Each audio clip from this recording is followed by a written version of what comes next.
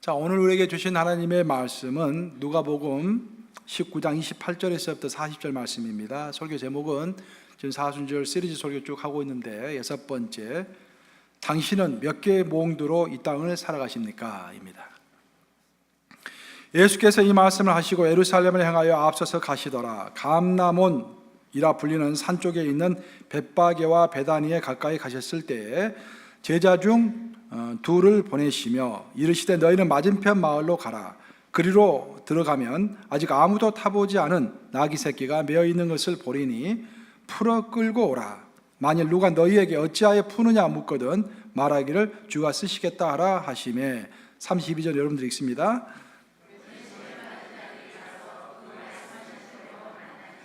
지금도 교독합니다. 나귀 새끼를 풀 때에 그 임자들이 이르되 어찌하여 나귀 새끼를 푸느냐. 그것을 예수께로 끌고 와서 자기들의 겉옷을 나귀 새끼 위에 걸쳐놓고 예수를 태우니 이미 감난산 내리막길에 가까이 오심에 제자의 온 무리가 자기들이 본 바 모든 능한 일로 인하여 기뻐하며 큰 소리로 하나님을 찬양하여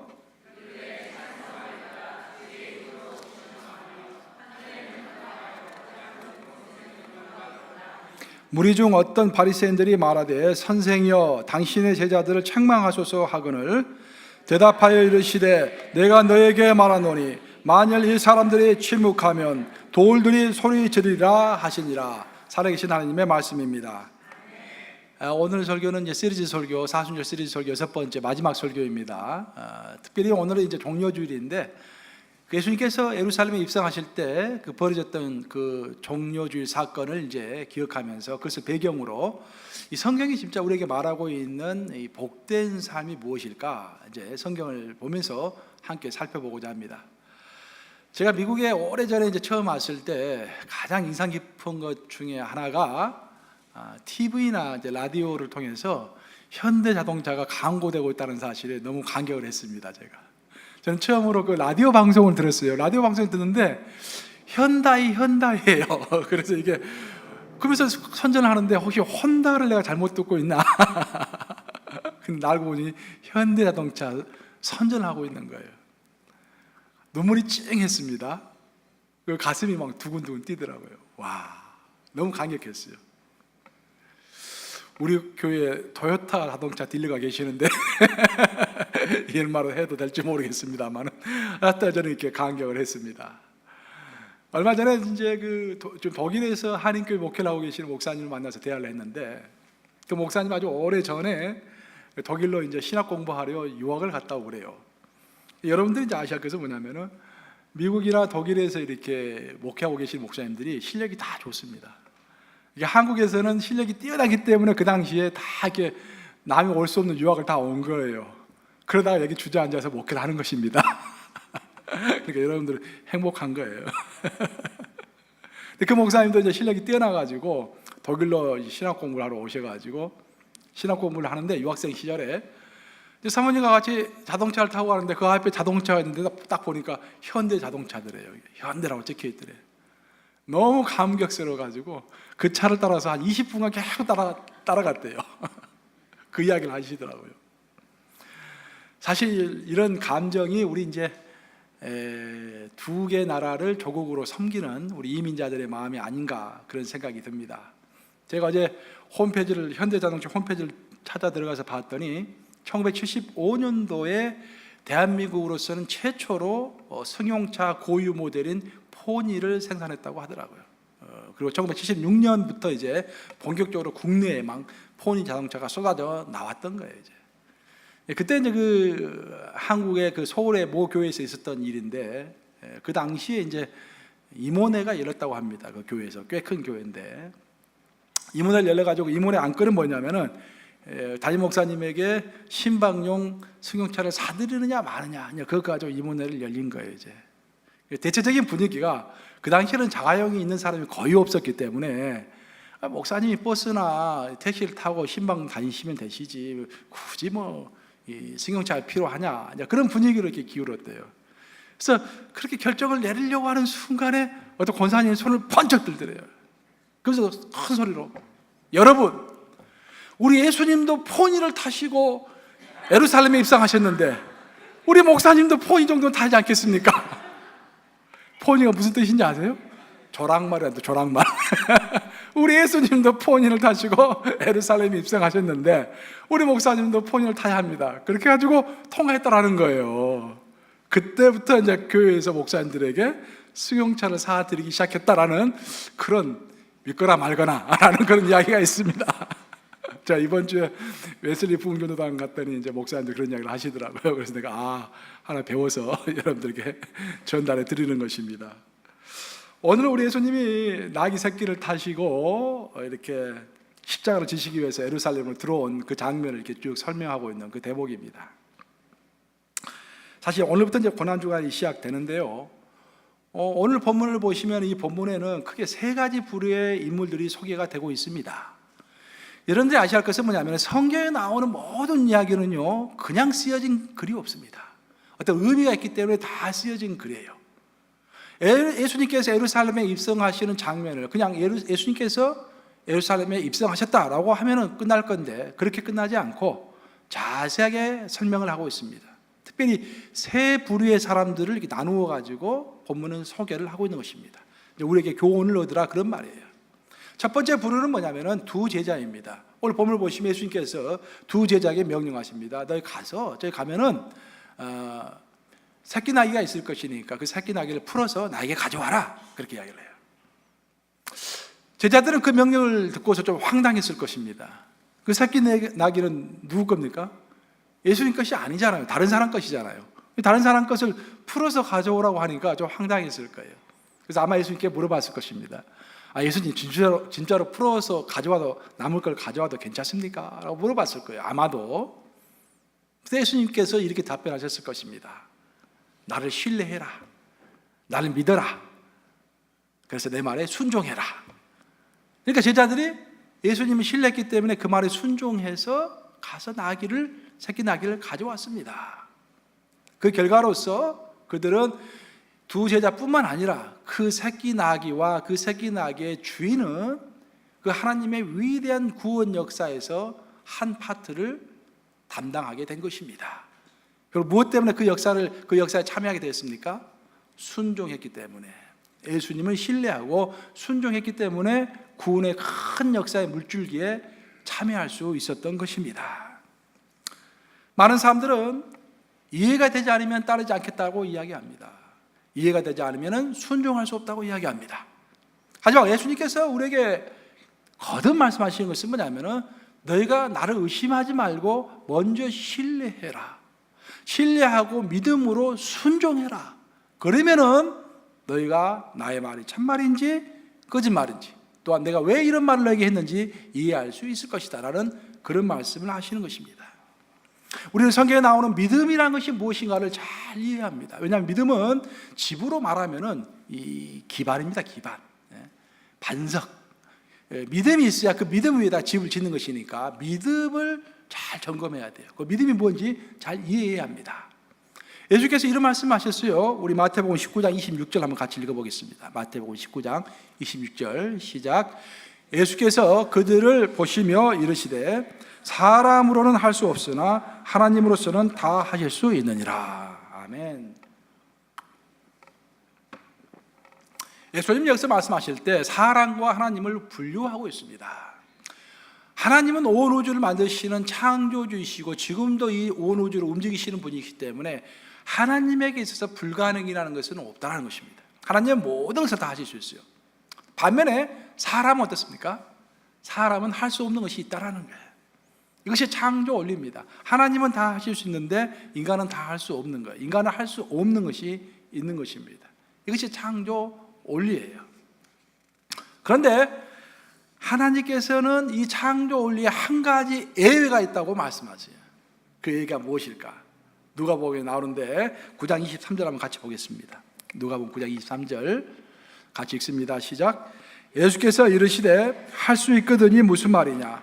믿는 자에게는 능히 하지 못할 일이 없느니라 하시니 라고 했습니다.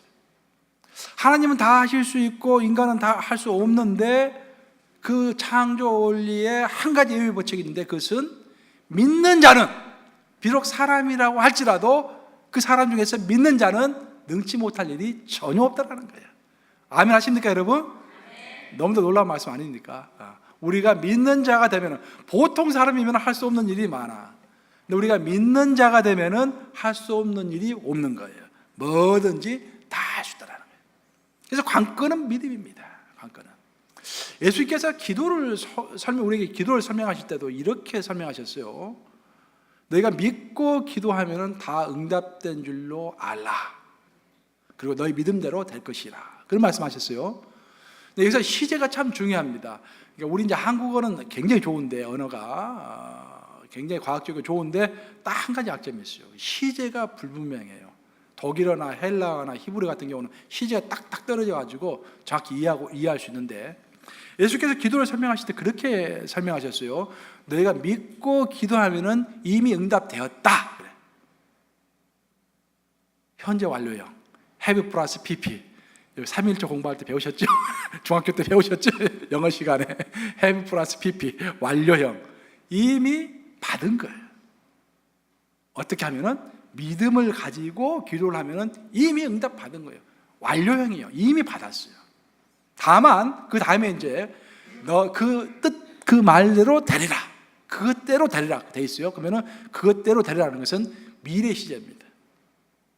달리 말하면은 우리가 믿음을 가지고 기도하면은 이미 우리는 기도의 법칙을 따라서 기도했기 때문에 우리는 다 기도가 응답된 걸로 확신하는 거야. 다만 그것이 이루어지는 것은 시간이 좀 걸리는 거예요. 하나님의 때가 있으니까, 하나님의 방법이 있으니까, 하나님의 때와 하나님의 방법으로 미래 그 어느 때 하나님이 반드시 응답하신다라는 거예요. 놀라운 말씀 아닙니까? 근데 모든 데 출발은 뭡니까? 믿는 거야. 그래서 믿고 기도하느냐 믿지 않고 기도하느냐가 아주 관건입니다. 그럼 믿는다라는 것이 무엇인가? 그걸 잘 알아야 돼요. 믿습니다 한다 해서 믿음이 생기는 게 아니라, 믿는다라는 말의 가장 일상적인 용어는 다른 말로 표현하면 신뢰한다라는 거예요. 신뢰. 내가 우리 김 집사님을 어떻게 신뢰할 수 있겠습니까? 처음 만나도 김 집사님 신뢰할 수 있겠어요? 자, 이 김재용 권사님 앞에 있는데 내가 김재용 권사님 만나자마자 신뢰할 수 있겠어요? 절대 신뢰 못해. 그렇죠? 1년 지나고 2년 지나고 지금 우리가 본 지 8년 가까이 되는데 지금 나 신뢰하나? 잘 모르겠네. 한 10년, 20년 가면은 김재용 권사에 대한 모든 것을 다 알겠지. 그래서 무슨 말을 하든지 이해가 좀 안 되더라도 김 권사가 그럴 리가 없는데 라고 하면서 내가 그래 믿어주자, 믿겠지. 그게 신뢰라는 거예요. 그게. 그래서 하나님을 신뢰하려면은 하나님과 나 사이에 어떤 교제하는 기간이 필요합니다. 기간이. 친밀하게 지내는 기간이 필요한 거예요. 그런 기간을 10년 가지고 20년 가지면서 실수하면서 또 하나님의 살아계시며 또 하나님께서 기도 응답하신 것을 체험하면서 하나님을 알게 되는 거예요. 그러면서 신뢰하게 되는 것입니다. 그 신뢰가 깊을수록 기도의 응답이 빨리빨리 된다, 그런 말이에요. 쉽게 이야기하면 조지 밀러 같은 사람은 얼마나 하나님을 신뢰했기에 딱 안개가 가득 차가지고 선장이 배를 운전할 수 없다고 그러니까 걱정하지 말라고 무릎 꿇으라고 선장이 아무것도 모르고 무릎 꿇었더니 주님 제가 지금 설교하러 가야 합니다. 안개가 빨리 거치게 해주시옵소서 라고 기도하고 딱 눈을 떴더니 안개가 다 거쳤다라는 거 아니에요. 이게 물론 그것을 우리가 이제 실제로 있었던 일인지 잘 모르겠지만 또 그것이 성경적으로 반드시 그렇게 된다라고 설명하기는 좀 힘들겠지만 어찌됐든 하나님을 향한 나의 신뢰가 그렇게 중요하다, 그런 말입니다. 내 신뢰가 있을 때 기도 응답이 이미 됐다라고 우리가 믿을 수 있는 거예요. 오늘 본문에서 우리에게 보여주는 그의 첫 번째 사람들, 믿고 신뢰했던 두 제자, 예수님을 의심하지 않고 예수님의 부탁이 좀 의심스러웠지만 이해가 되지 않았지만 그럼에도 신뢰했던, 그럼으로써 하나님의 위대한 구원사에게 참여했던 순종하는 사람들이 오늘 본문에 나오는 첫 번째 부류의 사람입니다. 두 번째 부류의 사람들은 군중들입니다. 이 사람들은 예수님의 사역의 본질이 무엇인지 핵심이 무엇인지 잘 알지 못해. 하지만 그냥 호산나 호산나 하면서 종려나무를 들고 막 예수님 막 열렬하게 환호하는 거예요. 지금 왜 예수님을 환호했던가? 그들이 생각하는 어떤 기대가 있었습니다. 예수님 향한 기대가 있었어요. 그들이 예수님을 향해서 가졌던 기대는 예수님이 자기의 정치적인 왕이 되주는 것이었습니다. 그 당시는 이스라엘이 로마의 식민지였습니다. 그래서 우리가 옛날 조선시대 일제 침략을 당했던 것처럼 지금 로마가 자기를 침략해가지고 자기를 다스리고 있으니까 빨리 메시아가 오셔가지고 그 로마 병상들을 다 물리치고 독립을 쟁취하게 해주는 그런 사람을 기다리고 있었어요. 근데 가만히 보니까 예수가 그런 사람인 것 같아. 왜? 이 사람들은 벌써 여리고에서 소경인 바디메오가 눈 뜨는 것을 다 목격했고, 또 베다니에서 죽은 나사로가 부활한 것을 목격했던 사람들입니다. 그래서 예수님이 범상치 않다라는 것을 알았기 때문에, 이 사람이 메시아다라는 것을 알았기 때문에 이들이 우리의 왕이, 예수님이 우리의 왕이 되줄 수 있다라고 믿고서 자신의 겉옷을 벗어가지고 이제 길거리에 깔았던 거예요. 여기서 결정적인 문제는 뭐냐면 이들이 예수님의 사역의 핵심을 정확히 알지 못했다라는 것입니다. 단지 알지 못하면서도 그 분위기와 시류에 휩쓸려서 고함을 쳤다라는 것입니다. 소리를 질렀다라는 거예요. 예수님은 그들이 그렇게 착각할까 두려워가지고 아주 큰 말을 타지 않으시고 쪼랑말을 타셨어요. 조그만 말, 그렇죠? 덩키, 조그만 새끼 나귀를 타시고 입성하신 거예요. 나는 큰 왕으로 온 사람이 아니라 너희를 위하여 핍박받고 죽기 위하여 왔다라는 것을 가르쳐주기 위하여, 너의 기대와는 다르다라는 것을 가르쳐주기 위하여 나귀를 타고 입성하셨는데, 그럼에도 불구하고 군중들은 예수님의 사역의 핵심과 본질이 무엇인지 모르면서 예수님께 열광했다라는 것입니다. 근데 놀랍게도 이렇게 예수님을 열광했던 사람들이 며칠 후에는 예수님을 십자가에 못 박아라 라고 돌변한 거예요. 자기의 기대에 어긋나니까 예수님을 십자가에 못 박으라고 돌변했던 것입니다. 또 그렇게까지 하지 않았던 사람들도 예수님이 십자가에 못 박히실 때 전부 다 예수님을 떠나서 도망하고 말았습니다. 결국 그들의 예수님을 향한 열정이 있었고, 그들의 예수님을 향한 한호가 있었지만, 그 열정과 한호는 헛된 것이었고 공허한 것이었다라는 거예요. 상황이 바뀌면 얼마든지 바뀔 수 있는 그런 공허한 것이었다. 본문이 이렇게 두 가지 종류의 사람을 소개합니다. 그리고 마지막 세 번째 이제 부류를 설명하는데, 그게 이제 바리새인들입니다. 사람들이 하도 이제 예수님하고 이제 한호를 하고 그러니까 바리새인들이 약간 시기 질투가 좀 났던 것 같아요. 그래서 예수님께 소리 지릅니다. 예수여, 당신 제자들로 하여금 좀 조용히 하게 하소서. 제발 좀 꾸짖어가지고 조용히 하게 하소서. 너무 시끄럽습니다. 이렇게 이야기해요. 그러니까 예수님이 놀라운 말씀하시죠. 19장 40절입니다. 오늘 본문 19장 40절인데 한번 같이 읽어보겠습니다. 19장 40절 시작. 대답하여 이르시되 내가 너에게 말하노니 만일 이 사람들이 침묵하면 돌들이 소리 지르리라 하시니라. 한마디로 말하면 지금은 침묵할 때가 아니라 지금은 외칠 때라는 거예요. 침묵할 때가 있고 외칠 때가 있는데, 바리새인들은 자칭 똑똑한 사람들이라고 이야기하면서 사실 지금은 외칠 때인데 침묵하라고 엉뚱한 이야기를 하고 있으니까 예수님께서 너야말로 어리석은 사람이다 라고 한탄하시는 그런 말씀입니다. 사실 우리도 이런 삶을 살고 있는지 몰라요. 우리 스스로는 똑똑하다고 생각할지 모르지만 만약 하나님의 때를 잘 분별하지 못하고 있다라고 한다면은 실은 우리가 주님 앞에서 어리석은 사람들이죠. 이렇게 해서 오늘 본문에서는 세 가지 종류의 사람이 나왔습니다. 하나는 예수님께 순종했던 두 제자, 하나는 또 군중들, 또 하나는 바리새인들. 이 세 종류의 사람이 나옵니다. 이 세 종류의 사람을 보면서 우리가 알 수 있는 것은 이들 각자는 자신이 생각하고 있는 것들, 자신의 생각과 자신의 이해에 따라서 행동한다라는 것입니다. 이 말을 다른 말로 표현하면 모든 인간은 자기를 지배하고 있는 자기 내면의 세계에 의해서 행동하고 말한다라는 것입니다. 모든 사람이 자기 내면의 세계를 가지고 있어요. 그 세계를 몽드라고 하는 것입니다. 오늘 저희 본문인데 몽드는 불란서예요. 불란서. 월드라는 뜻입니다. 세계라는 뜻이죠. 철학적인 용어로 많이 쓰이는데 몽드라고 합니다.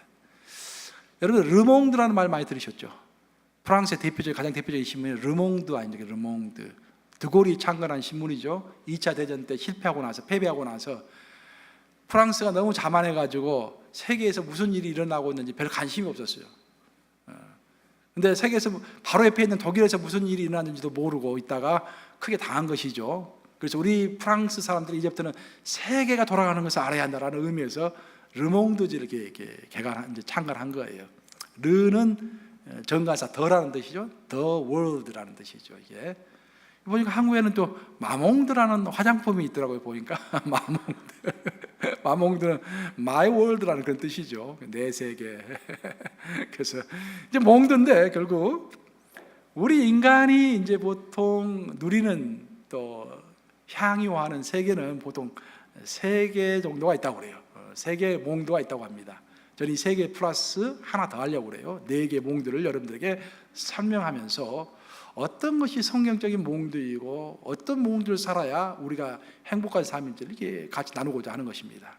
첫 번째 몽드는 이 동시대예요. 우리가 살아가고 있는 이 현실의 시대입니다. 살아있는 자들이 살아가는 세계예요. 누구도 피할 수 없는 세계입니다. 그렇죠? 이 세계는 나나 여러분이나 누구도 피할 수 없는 세계예요. 이것이 첫 번째 몽드입니다. 두 번째 몽드는 죽은 자들의 세계입니다. 이미 죽었지만 역사가 남아있기 때문에 역사로 기록되어 있는 세계입니다. 어떤 사람들은 그 세계를 또 탐닉하면서 살아갑니다. 세 번째 몽드는 뭐냐면은 문학과 과학과 철학이 만들어오는 인간이 사유함으로써 만들어낸 가상의 세계입니다. 가상의 세계. 얼마 전에 이번 주에 난 깜짝 놀랐어요. 블랙홀이 이 사진을 찍혀가지고 나왔더라고요. 난 너무 놀랐어요. 나는 그건 가상으로만 생각했는데 그 아인슈타인하고 스티브 호킹이 생각했던 것이 정말 실제다라는 것이 밝혀졌지 않습니까? 그 사유, 인간의 그 광활한 사유 앉아가지고 철학이라는 게 그거잖아요. 한평되는 그 공간에 앉아가지고 온 우주를 사유하는 거야. 사유하고 생각하면은 진리가 밝혀진다라는 거 아니겠습니까? 놀랍죠. 인간의 사유가. 아인슈타인, 오래전에 돌아가셨던 분이 실제로 맞았다라는 것이 증명됐다는 거 아닙니까? 지금 이번 주에 그 사진을 찍겠다라는 거 아닙니까? 그 블랙홀이 실제로 있다라는 것이 밝혀진 거 아닙니까? 근데 이 세 개의 몽드에 더해서 성경이 말하고 있는 몽도 하나 더 있는데 그것이 바로 하늘나라이며 사후세계인 것입니다. 만약 저와 여러분이 이 현 시대만 생각하면서 현재 몽드만을 가지고 살아가고 있다라고 한다면 우리는 군중입니다. 우리는 하늘 권세를 누릴 수도 없고 어떤 소망도 가질 수 없어요. 이 세계는 항상 불안한 것입니다. 그렇죠? 죽음 이후의 세계에 대해서 확증할 수도 없어요. 죽음 이후의 세계가 있다는 것조차도 확증할 수 없는 거예요. 그러니까 진정한 소망이 있을 수가 없는 것입니다. 그렇죠? 군중의 삶을 살아갈 수밖에 없는 거예요. 오늘 본문에 나오는 호산나 호산나라고 외쳤던 그 군중들이 바로 이런 삶을 이 하나의 몽드에 갇혀서 살고 있는 것입니다. 반면 어떤 사람들은 현재 시대와 어울려서 죽은 자들의 세계, 즉 역사적 시대를 함께 누리는 자들이 있습니다. 죽었지만 위대했던 사람들이 있죠. 죽었지만 그 이름이 지금까지도 우리에게 기억되는 사람들이 있습니다. 그들이 살았던 당시의 지혜를 우리에게 전해주고 있죠. 그래서 우리는 열심히 그것을 공부합니다. 사실 여러분들은 열심히 자녀 교육을 시키지만 이 몽드, 죽은 자들의 몽드를 배우라고 학교 보내는 거예요. 별거 아닙니다, 여러분들. 이게 학교에서 공부해보면 별거 아니에요. 그거 배우라고 보내는 거예요. 죽은 자들의 몽드를 배우라고 보내는 거예요. 그래서 산 자의 몽드와 죽은 자의 몽드 두 가지를 향유하면서 두 가지를 가지고 두 개의 몽드를 가지고 살아가는 사람을 우리는 지식인이라고 부르는 것입니다. 소위 지식인들. 세 번째 몽드는 아까 설명했지만 인간의 그 광활한 사유, 인간의 그 엄청난 상상력을 동원해서 만드는 가상의 세계입니다. 인간이 생각하고 또 생각하고 사유하고 또 사유하면은 정말로 진정한 이상적인 인간형이 무엇인가, 진정으로 이상적인 사회라는 것이 무엇인가가 밝혀진다라는 거예요. 예? 그런 세계를 살아가는 사람을 우리는 보통 사상가라고 하죠. 사상가. 하지만 이 사상가는 결국 현실을 살아가는 사람들과 충돌하게 되어 있어요. 왜? 사상가들은 항상 이상을 꿈꾸기 때문에. 그래서 그들은 혁명을 일으켜가지고 이 땅을 한번 뒤집어 엎든지 아니면 이 세계를 비켜나서 광야에서 혼자 살아가든지 불안한 삶을 살아갈 수밖에 없는 것입니다. 그런데 우리 하나님은 우리 믿는 자들에게 또 하나의 몽드를 주셨다라는 거예요. 진짜 중요한 몽드. 그것이 바로 하늘나라이며 사후세계라, 그런 말입니다. 근데 하나님께서 말씀하시는 그 사후세계, 천국이죠. 사후세계, 또 하나님의 나라, 성령께서 이끄시는 하나님의 나라, 이런 것들은 막연한 어떤 가상적인 세계가 아니라 실제 지금 실존하는 세계이고, 허구나 상상이 아니라 우리가 현재부터 누릴 수 있는 세계라고 성경은 누누이 이야기하고 있는 것입니다. 그래서 만약 어떤 사람이 이 사후세계를 확신하면서 지금부터 살아가고 있다고 한다면, 그리고 그 천국을 지금부터, 그 천국의 몽들을 지금부터 준비하면서 살아가고 있다고 한다면 이 사람이 현명한 사람이다 라고 성경은 거듭 강조합니다. 만약 여러분들이 한 2년 후에 지금 여러분들이 좋은 집을 짓고 있어, 굉장히 좋은 집을 짓고 있어, 2년 후에 완성이 돼. 그러다가 딴 데 딱 여러분 여행 가다가 어떤 좋은 조각작품이 봤어요. 그럼 지금 살고 있는 집은 좁으니까 지금 살고 있는 집만 생각하면 그 조각작품이 필요가 없어. 근데 새로 이사갈 집을 생각하면 새로 이사갈 집은 굉장히 크니까 좋은 조각작품이 있으면 사겠습니까? 안 사겠습니까? 사겠죠. 네? 마찬가지예요. 여러분들이 사후세계의 몽들, 천국의 몽들을 생각한다면 여러분의 삶이 그 삶을 위해서 대비하는 삶이 될 수밖에 없는 것입니다. 그래서 성경은 사후세계를 소유한 사람들의 삶의 특징을 이렇게 표현하고 있습니다. 고린도후서 5장 7절이죠. 고린도후서 5장 7절 한번 같이 읽어보겠습니다. 시작. 이는 우리가 믿음으로 행하고 보는 것으로 행하지 아니함이로다. 자, 사후세계를 살아가면서, 사후세계를 바라보면서 살아가는 사람은 보는 것으로 살아가지 않고 믿음으로 살아간다라는 거예요. 보이지 않지만 실제로 있는 것을 믿으면서 살아간다라는 것입니다. 지금 당장은 그 사후세계가 이해가 되지 않지만 그 사후세계의 주제가 되시는 우리 하나님을 절대로 의심하지 않고 그 하나님을 신뢰하기 때문에, 그 하나님이 사후세계에 대해서 말씀해 주셨기 때문에 그 말씀을 받으면서, 그 말씀을 절대적으로 신뢰하면서 하나님께 순종하는 삶을 살아간다라는 것입니다. 이것이 네 번째 몽두를 가진 사람의 특징입니다. 성경의 인물 중에서 가장 그 네 번째 몽두의 삶을 살아갔던 대표적인 인물이 이삭입니다. 이삭은 한마디로 말하면 순종의 사람이었습니다. 하나님께 순종하는 사람이었어요. 이삭의 아버지가 누굽니까? 아브라함이죠. 아브라함 아주 기가 막힌 믿음의 아버지입니다. 믿음의 사람이었어요. 굉장한 걸출한 인물이죠. 이삭의 아들은 누굽니까? 대표적인 아들이 야곱이 대표적인 아들이죠.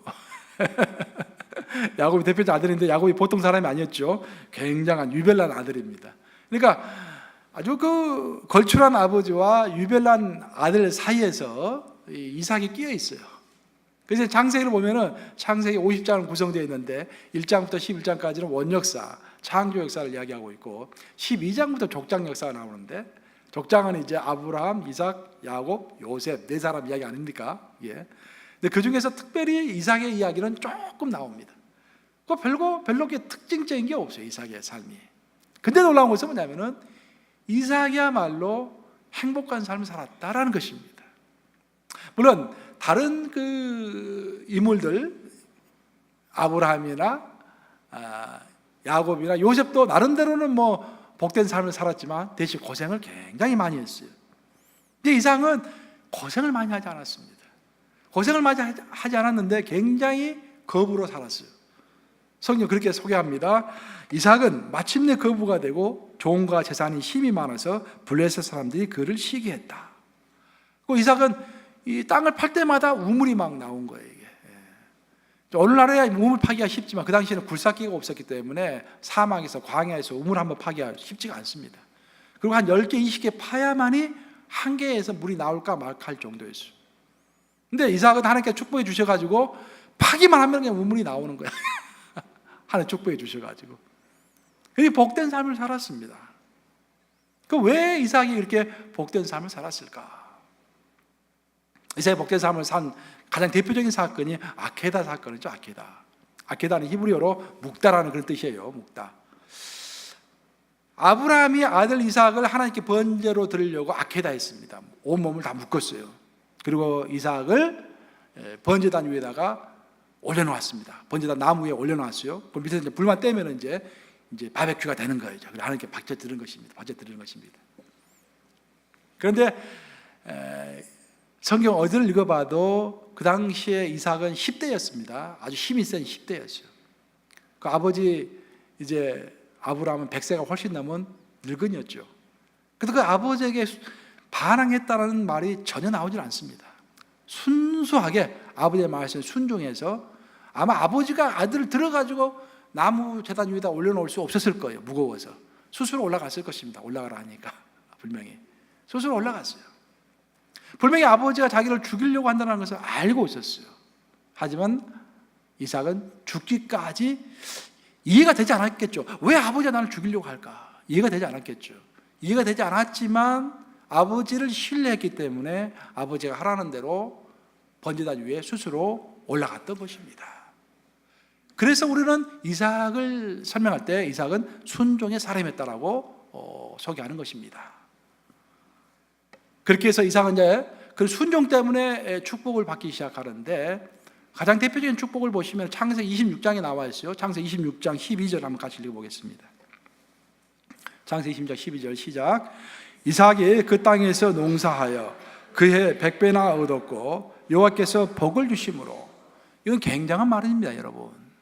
창세기 그 어디를 봐도 족장들 중에서 농사를 지었다는 이야기가 나오지 않습니다.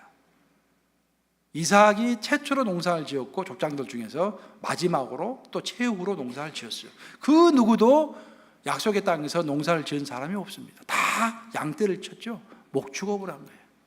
농사를 짓는 것과 목축업을 하는 것은 하나가 땅 차이입니다, 여러분들.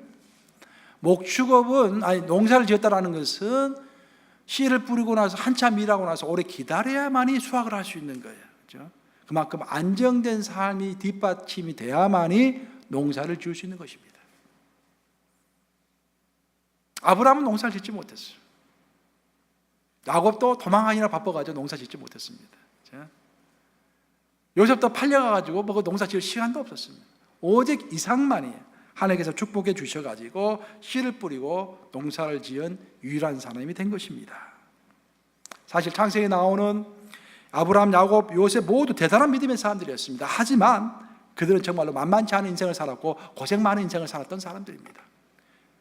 야곱은 자기의 인생을 이렇게 요약했죠. 우리 창세기 47장 9절 한번 같이 보겠습니다. 창세기 47장 9절 같이 읽습니다. 시작. 야곱이 바로에게 아뢰되 내 나그네 길의 세월이 130년이니이다. 내 나이가 얼마 못 되니 우리 조상의 나그네 길의 연주에 미치지 못하나 험악한 세월을 보내었나이다 하고, 야곱이 스스로 고백합니다. 내 인생이 험악했다라고 고백해요. 아주 힘든 삶이었어요. 아브라함은 어땠습니까? 아브라함은 본토 친척 아비집을 떠나야 했습니다. 그리고 갈 길을 알지 못하고 그냥 길거리에서 헤매야 했습니다. 쉽지 않은 인생이었어요. 야곱은 어땠습니까? 야곱은 야반 도주였습니다. 아버지 집에서 도망쳤습니다, 몰래. 그리고 외삼촌 라반의 집에 가서 20년 동안 종처럼 일을 해야 했습니다. 고생스러운 삶이었어요. 요셉은 어떻습니까? 요셉은 결국 마지막에 잘 됐지만 처음에는 노예로 애굽에 끌려가가지고 감옥살이도 하고 죽을 고생을 했습니다. 그런데 약속의 땅에서 하나님께서 약속하신 그 약속의 땅에 오래 머물면서 씨를 뿌리고 땅을 팔 때마다 우물이 나와서 부자로 살았던 사람은 오직 이삭뿐이었습니다. 보기에는 아주 평범한 삶을 산 것 같지만요, 깊이 묵상을 해보면은 이삭은 정말 상당한 복을 받았던 샬롬의 인생을 살았던 그런 사람입니다. 제가 이렇게 이삭의 이야기를 쭉 들은 이유는 뭐냐면은, 저는 이제 여러분들 생각할 때마다 여러분들 하나님께서 저에게 맡겨주신 양떼들 아닙니까? 여러분들 생각할 때마다 어떤 삶을 오늘날 살아가는 삶이 가장 성경적인 삶인가라는 것을 많이 생각하게 돼요. 제가 하는 모든 설교는 이 질문에 대한 답변입니다. 여러분, 어떤 삶을 사는 것이 가장 성경적이고 바람직한 삶이고 복된 삶인가? 근데 저는 우리 교회 성도들이 바울과 같이 아주 강하게 막 큰 땅을 누비면서 선교하면서만 선구자적인 삶을 사는 것, 그것도 좋습니다. 그것도 좋은 삶을 생각해요. 또 한편으로는 다윗처럼 산전수전 다 겪지만 결국 왕 같은 삶을 살아가는 사람들, 그런 성도들도 저는 성경적이고 좋다고 생각해요. 반면에 또 어떤 성도들은 또 에레미야처럼 정말로 이 시대적인 사명을 가지고 선구자적인 그런 삶을 살아가는 사람들, 그런 삶도 성경적인 삶이고 좋은 삶이라고 생각을 합니다. 하지만 동시에 저는 이삭과도 같은 삶도 아주 좋은 삶이라고 생각하는 거예요.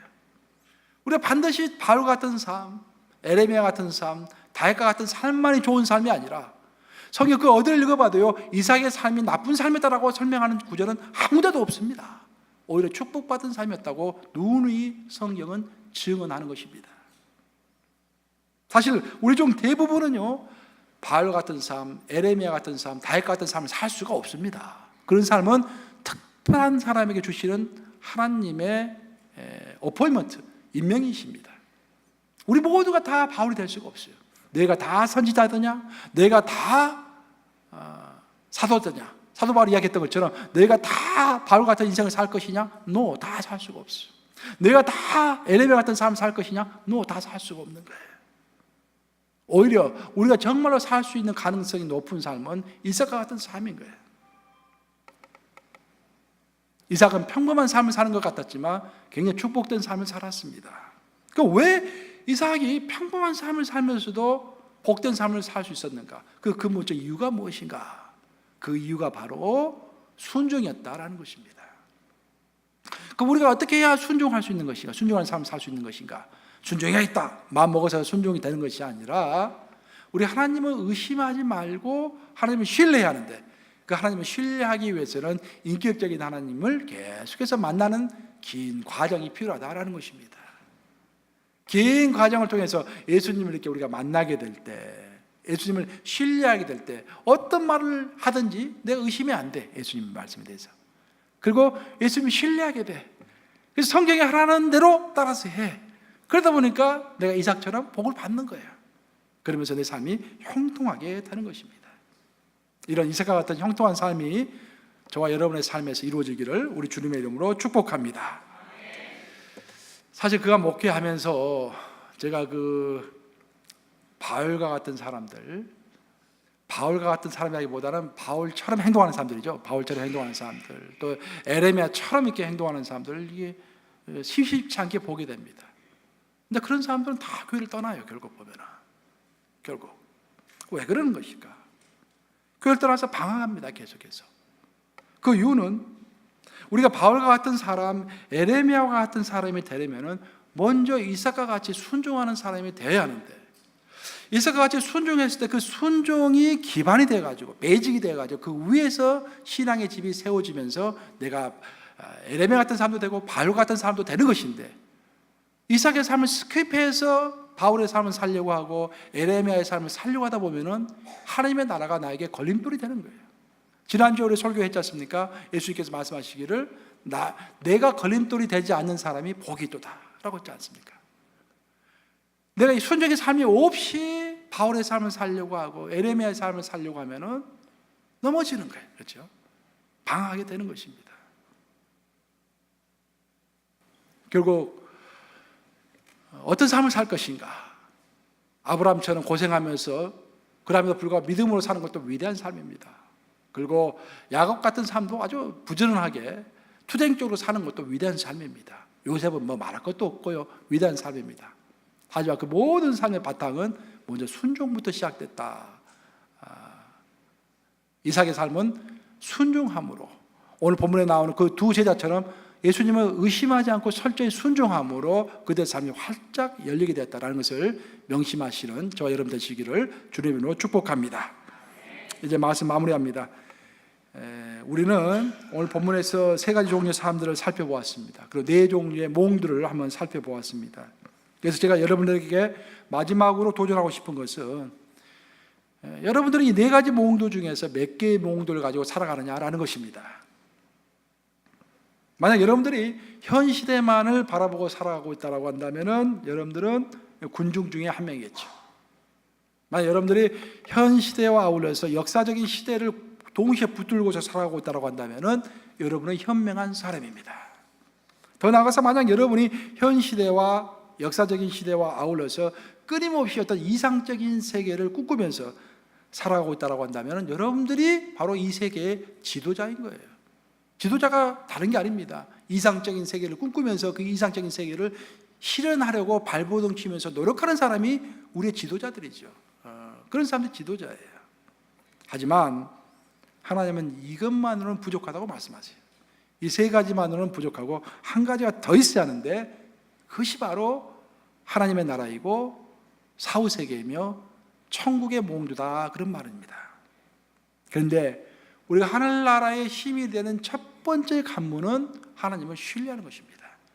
하나님을 의심하지 않고 하나님을 신뢰하면서 철저하게 하나님께 순종할 때 그때 내가 천국 문에 한 발짝 내 발을 딛게 되는 것입니다. 그리고 그런 삶을 살았던 가장 대표적인 인물이 이삭이다라는 것입니다. 이삭의 삶은 딱 튀어난 위대한 삶은 아니었습니다. 어찌 보면 좀 평범한 삶 같아요. 하지만 분명히 복된 삶이었습니다. 하나님 보시기에 이삭과도 같은 삶도 굉장히 의미 있고 좋은 삶인 거예요. 그래서 성경은 이삭의 삶을 우리에게 소개해 주고 있는 것입니다. 이삭의 삶을 넘어서 참 나는 이 세상을 한번 개혁해보고 싶다라고 생각하는 그런 사람은 먼저 이삭의 순종을 배워야만이 그것이 바탕이 되어서 또 다른 차원의 삶을 살 수 있다는 것을 기억해야 할 줄로 믿습니다. 기독인이 누릴 수 있는 몽두 중에서 가장 빠질 수 없는 몽두는 하늘나라요, 사후세계요, 천국의 몽두입니다. 항상 그 세계를 생각하면서 행동하는 저와 여러분들 되시기를 우리 주님의 이름으로 축복합니다.